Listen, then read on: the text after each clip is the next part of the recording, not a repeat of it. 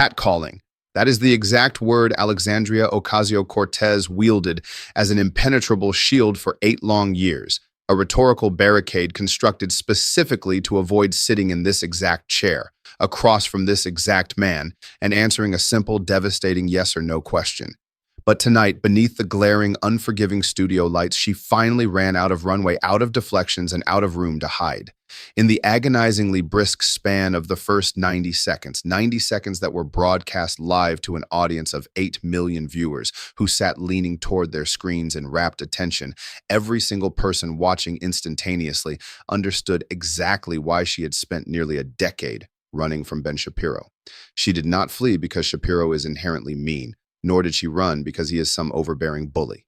She fled because Ben Shapiro asks binary questions and Alexandria Ocasio-Cortez, the undisputed clapback queen of the internet with 9.6 million devoted followers, a woman who has never once lost a sentence or a soundbite in the highly curated arena of cable television, fundamentally cannot answer a yes or a no.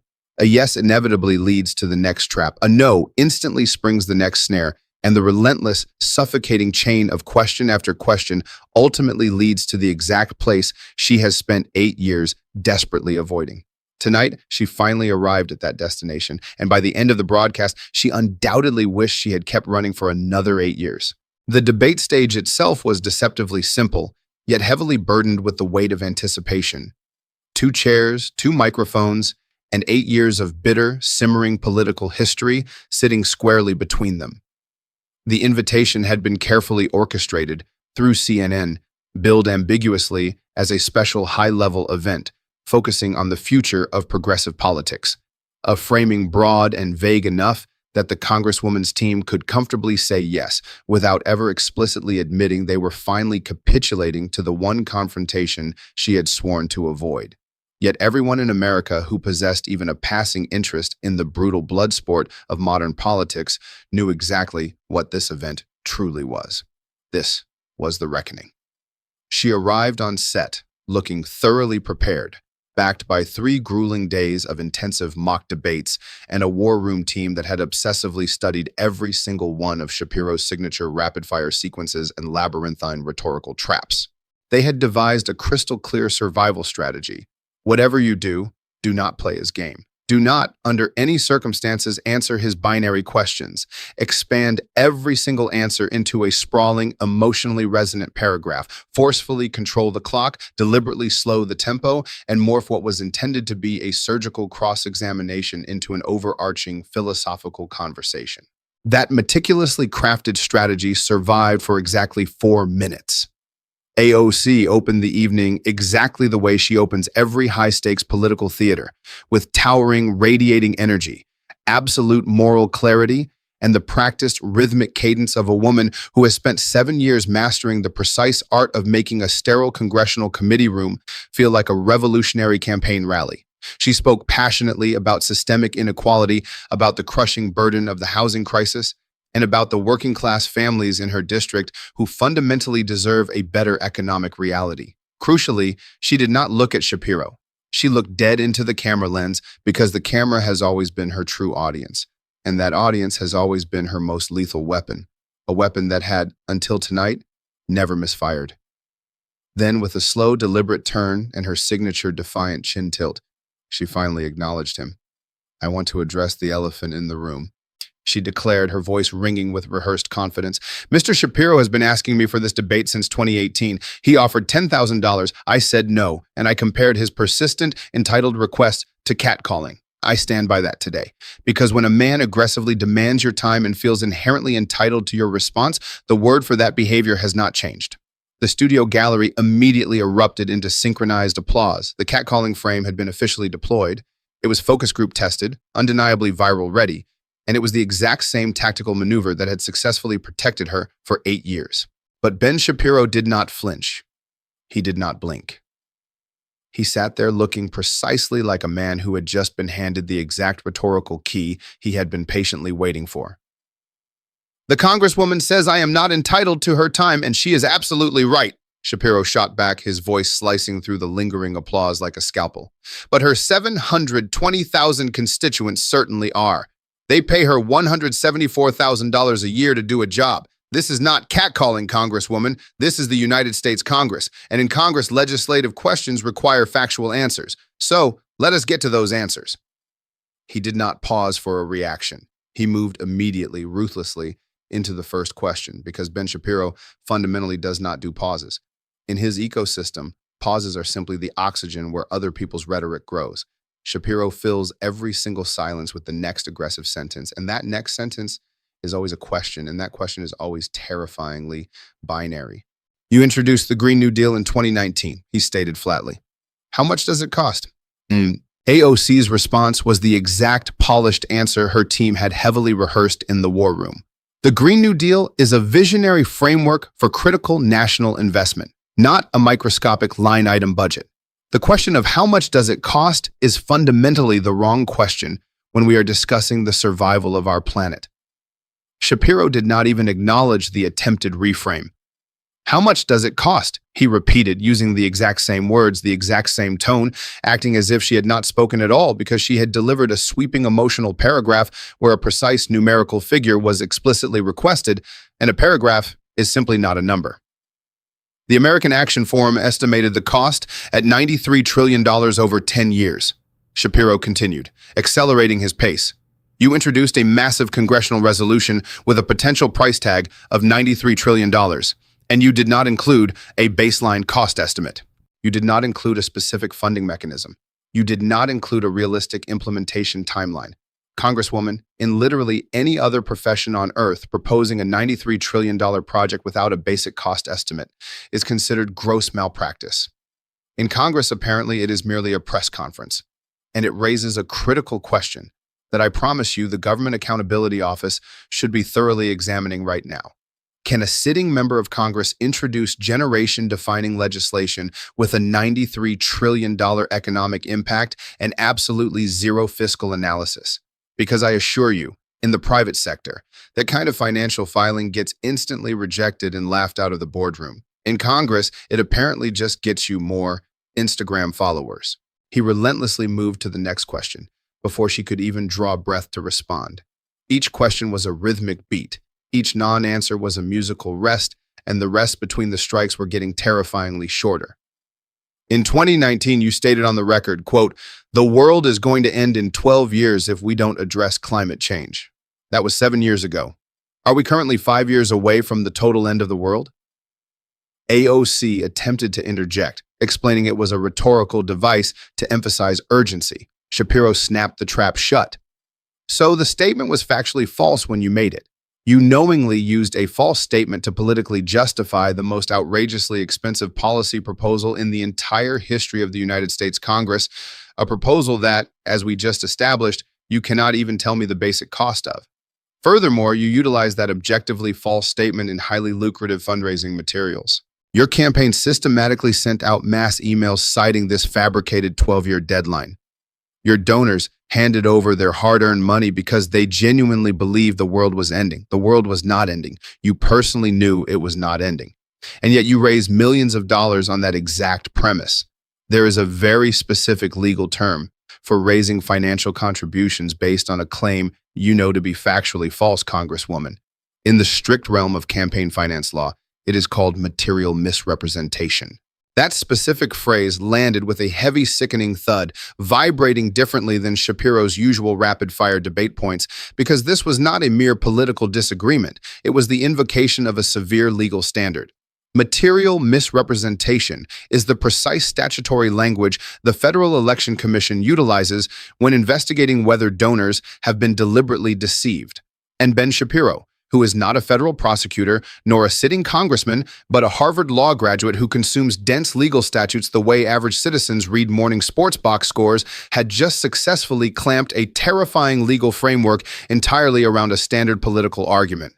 The invisible frame around the debate instantly shifted. The temperature in the studio plummeted, and the live gallery visibly tensed as they felt the absolute gravity of the pivot. You have formally introduced 42 bills in your 7 years in office, Shapiro continued, the rhythm now resembling a relentless drumbeat. How many of those bills actually became law? 3 agonizing seconds of dead air hung in the studio. Zero. You were paid $1.2 million in taxpayer salary to actively legislate. You have not legislated, and yet the few bills you did introduce, the ones that predictably went absolutely nowhere, were aggressively utilized in your fundraising emails as definitive evidence of your relentless fight. You raised millions of dollars on legislation you functionally knew would never pass. I ask you, is that genuine political fighting, or is that simply highly profitable marketing? Because the FEC happens to have very strict, legally binding opinions about the critical difference between the two. The second chain of logic drew visible political blood, and it drew it directly from a vulnerability that had a specific federal statute number attached to it. You have stated on camera, multiple times, capitalism is irredeemable. That is a direct quote. Do you stand by it? AOC attempted to navigate the impossible corner. I stand by the systemic critique of an inherently exploitative system that produces. Shapiro cut her off. Yes or no? Is capitalism irredeemable in its current form? Yes or no? The live gallery watched in breathless silence as a powerful political figure desperately tried to turn a locked door into an open hallway. The question presented two distinct exits, and she was frantically searching for a non-existent third. There was no third option. There was yes, which explicitly meant she fundamentally opposes the very economic system her own working-class constituents utilize every single day to survive and feed their families. And there was no, which explicitly meant she has been publicly broadcasting something she fundamentally does not believe for 7 long years, and crucially, aggressively raising millions of dollars on that very lie. I will simply take your silence as a yes, Shapiro noted coldly. Now let us examine the record. Your campaign raised $15.4 million in the first half of 2025 alone, entirely through ActBlue. ActBlue is a private, for-profit technology platform that processes financial donations and takes a capitalist percentage of the cut. That is a capitalist transaction. Your official campaign store currently sells Tax the Rich sweatshirts for $58 a piece. That is a capitalist transaction. You have raised over $15.4 million utilizing the exact same financial system you just declared irredeemable. He leaned forward, lowering his voice into a tone of prosecutorial finality. And here's exactly where this abruptly stops being a fun philosophical debate point and morphs into a severe federal compliance question. Your fundraising emails explicitly tell your small-dollar donors that you are fighting capitalism. Your donors give you their money because they genuinely believe you are actively fighting capitalism. You are systematically raising money through capitalism in order to allegedly fight capitalism, and your donors, who are chipping in $10 and $25 because they think they are funding a grassroots revolution, are actually funding a sprawling campaign apparatus that routinely spends $221,000 on private charter jets and $53,500 on luxury 4-star hotels. When your mass fundraising pitch explicitly screams, fight capitalism, and in your official FEC expenditure report quietly whispers, 4-star luxury hotel. The Federal Election Commission legally defines that as a direct discrepancy between donor solicitation and campaign use. And discrepancies, Congresswoman, have severe legal consequences. I want to tell you a brief story about a man named Danny Molina. Shapiro pivoted seamlessly, bringing the macroeconomic argument down to the brutal reality of the pavement. Danny proudly owns an independent auto repair shop in East Elmhurst, Queens, located directly inside your congressional district. He is 28 years old, he works exhausting hours, and takes home $47,000 a year. Danny is a practicing capitalist, not because he sits around reading Milton Friedman, but because he physically fixes broken cars, charges actual money for his labor, and uses that exact money to put food on the table for his children. The Congresswoman looks at Danny's life and calls it irredeemable. Danny simply calls it a Tuesday, and Danny meticulously files his FEC equivalent, his annual federal tax return, flawlessly and correctly every single year. Every single line is accurate. Every single number balances. Can the Congresswoman honestly look at her own federal filings and say the exact same thing? But it was the third chained sequence that truly drew breath from the room, the sequence regarding crime. This was the trap that fundamentally broke everything, because it flawlessly connected what she had proclaimed on Twitter to what she had officially filed with the government, unequivocally proving they were not the same reality. In June of 2020, you aggressively tweeted in explicit support of defunding the police, Shapiro stated. AOC immediately tried to soften the blow. Did you tweet that I supported comprehensively reallocating resources toward community-based initiatives?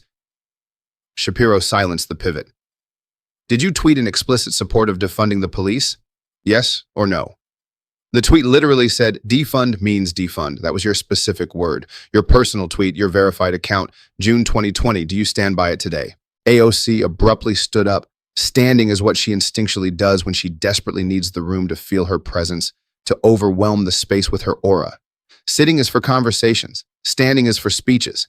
And she desperately needed to deliver a speech because the relentless barrage of binary questions was physically suffocating her, the way a rapidly shrinking room suffocates a person who requires expansive space to maneuver. Let me be absolutely clear, she projected, her voice echoing off the studio walls. I have always fiercely advocated for genuine community safety. The semantic framing of defund was a broader movement phrase that ultimately represented a systemic call for radically reimagining what public safety actually looks like for marginalized communities. Shapiro let the echo die before dropping the anvil. Violent crime in your specific district has increased by a staggering 70% since 2019. Did you actually know that specific number? She did not answer. She did not answer because she genuinely did not know the number. And fundamentally not knowing the explosive violent crime rate in your very own district, especially after actively tweeting explicit support for defunding the police in that exact same district, is the exact kind of terrifying ignorance that cannot be papered over with a snappy internet clapback. It requires a hard, undeniable number. And she simply did not have one. 70%, Shapiro repeated, reading directly from his notes. According to the FBI Uniform Crime Report for your specific district since you took the oath of office. And now, Congresswoman, we arrive at the part that actually matters. Your official February 2025 constituent newsletter sent to the people you represent stated, and I am quoting verbatim, our community is substantially safer today because of the progressive investments we have championed. Your official communication said, safer. The Federal Bureau of Investigation says crime is up 70%. Your constituent newsletter is also heavily distributed to your financial donors. Those donors give you money based entirely on the factual reality you present to them. You explicitly told them the community is safer. It is objectively not safer. It is mathematically 70% less safe. That is not a subjective political disagreement over policy. That is a demonstrably false statement of fact distributed in a donor-facing communication. And the FEC has incredibly strict, unbending rules about that exact behavior. The entire studio went terrifyingly quiet. It was not the expectant quiet of a room eagerly waiting for a witty comeback. It was the stunned, paralyzed quiet of a room that had just watched a meticulous podcaster with a Harvard law degree surgically connect a 3-year-old tweet to a recent constituent newsletter, tie it to a devastating FBI crime statistic, and bind the entire package to a strict FEC federal regulation, all in under 90 seconds. They collectively realized that this devastating connection was not some convoluted political stretch. It was a devastatingly straight, undeniable line. Shapiro had drawn it permanently in blood, and straight lines once meticulously drawn on live national television simply do not erase. AOC fought back. She fought back the only way she has ever known how to fight back, with sheer fire, with overwhelming passion, and with the full-body kinetic force of a political survivor who has spent 7 years brutally overcoming every attack by simply being louder, faster, and infinitely more emotionally authentic than anyone else in the room. You want to talk about numbers? She yelled, pointing directly at him, abandoning the camera. Here are some real numbers for you. 40 million working-class Americans currently living without basic health insurance. Where's your comprehensive plan for them? 600,000 Americans currently freezing on the streets, completely homeless. Where is your legislative bill to save them? You sit there in your comfortable chair, throwing around your smug yes or no traps like you are the supreme judge of the universe. But you are not a judge. You are a podcaster. You have never been elected to a single office in your life. You have never written a single piece of legislation. You have never knocked on a freezing door in the Bronx to hear a mother cry about her rent. Do not you dare attempt to reduce my entire life's work to a simplistic yes or no. The gallery instantly erupted. A massive, roaring, standing ovation cascaded from her dedicated section of the audience, the deafening sound filling the cavernous room the exact way her soaring voice always miraculously fills rooms. Shapiro simply sat back and waited 3 seconds. It was his precise, calculated version of patience. He let the emotional wave crash, recede, and leave the cold, hard sand exposed. The Congresswoman just passionately stated that I haven't written a single law, Shapiro said, his voice terrifyingly calm against the dying echoes of applause. She is absolutely right. I am not in Congress. She is. And in 7 years, she has written exactly 0 laws. I am just a podcaster. She is absolutely right about that fact too. But the podcaster just had to teach the sitting federal lawmaker the actual violent crime rate in her very own district because the lawmaker did not know it. She dramatically demands that I do not reduce her work to a yes or no. But requiring a yes or no is not a reduction of work. It is the absolute bare minimum test of reality. Did you actually pass the vital laws you promised your voters? Yes or no? Do you actually know the catastrophic crime numbers in your own neighborhood? Yes or no? Did your official newsletter explicitly tell financial donors that the community is magically safer when FBI data proves crime is up 70%? Yes or no? These are not right-wing parlor tricks. These are the absolute minimum standards of basic competency. And unfortunately, the minimum standard appears to be far more than the Congresswoman is capable of providing. Danny Molina, the mechanic in Queens, files his taxes perfectly every single year. He knows his shop's revenue down to the final agonizing penny. Danny runs a tiny 2-bay auto shop and can recite every single number regarding his livelihood. The Congresswoman runs a sprawling federal congressional office, draws a $174,000 taxpayer salary, commands a $15 million campaign war chest, and literally cannot tell me the crime rate of her own streets or the baseline cost of her signature legislation. And her official newsletter, the exact document her donors read right before they hand over their money, states things that the FBI's own homicide and robbery data brutally contradicts. If Danny Molina did that, Danny would be relentlessly audited. Danny would be fined into oblivion. But the Congresswoman, she is just running for re-election. When the visibly shaken moderator finally called for the closing statements, Shapiro went first. He did not bother to summarize the intricate logical chains he had spent 90 minutes forging. He simply delivered one final devastating blow. The Congresswoman proudly called this debate catcalling for 8 years.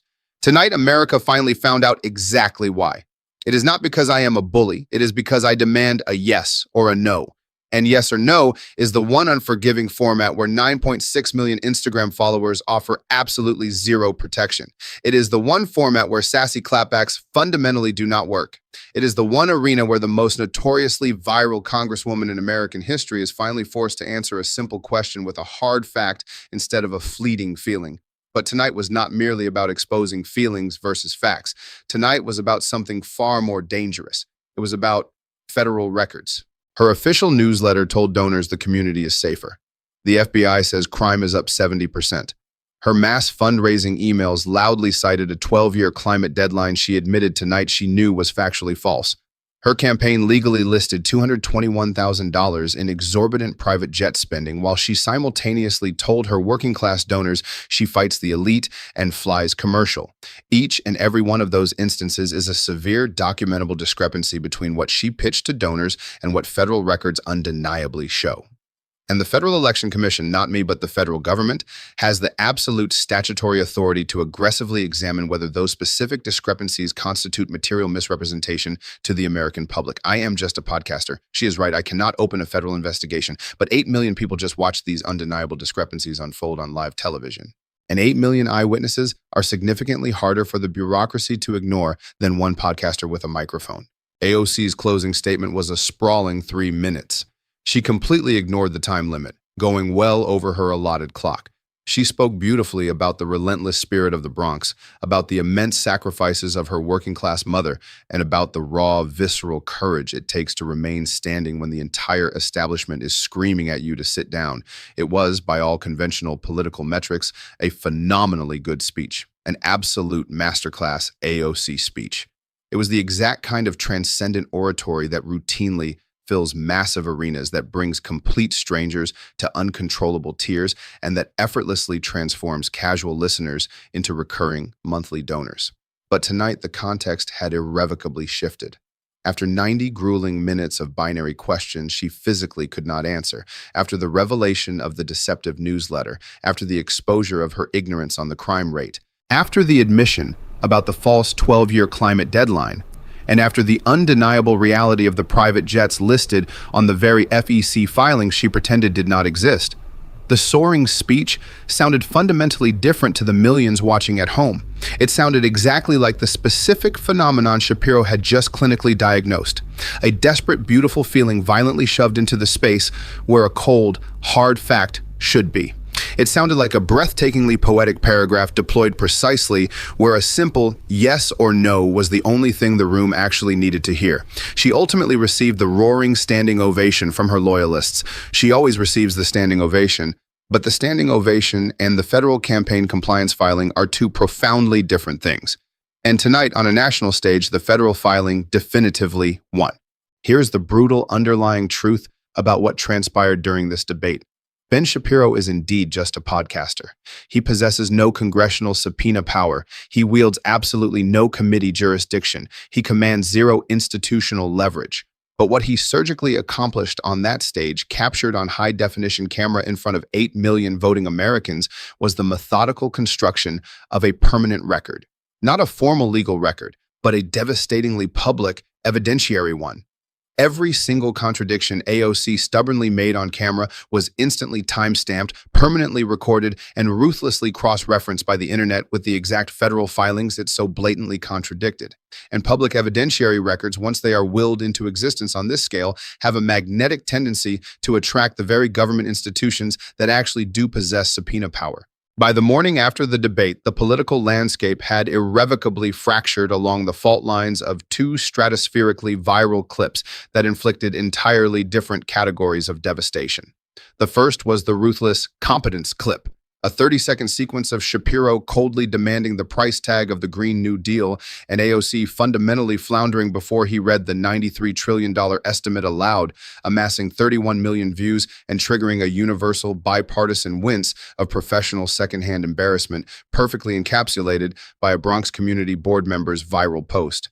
She didn't know it.